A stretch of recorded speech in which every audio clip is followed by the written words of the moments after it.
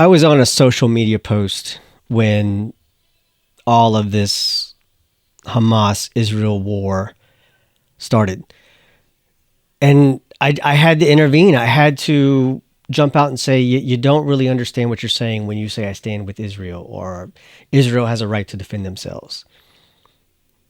Because in the grand scheme of things, if you look at war, it's not what you think it is. It is not, especially in this situation, it's not a tactical team that goes in and takes out the enemy with few civilian casualties.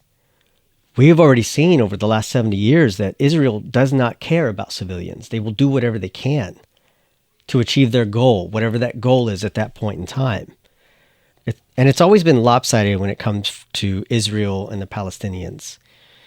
So when I jumped in and said, hey, I don't think you understand what you're saying, it was just like, no, it's just going to be this, and this is what's going to happen.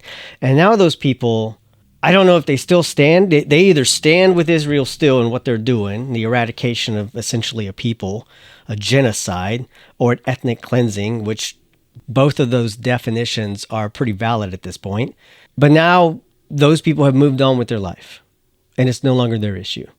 They rallied behind, they got the moral support, essentially drove funding, laws, politicians, whatever.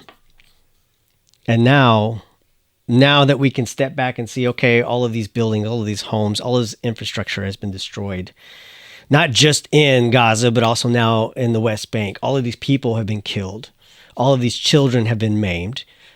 All of these humans no longer have limbs to use for the rest of their life if they are lucky enough to still be alive. And there are thousands of individuals who are still buried underneath the rubble somewhere that are unaccounted for. And let's not forget, it's been, 60 days of starvation? No food, no water, no medicine.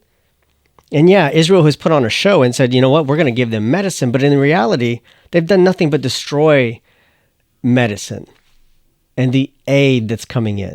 These people don't want aid. They just want to go home.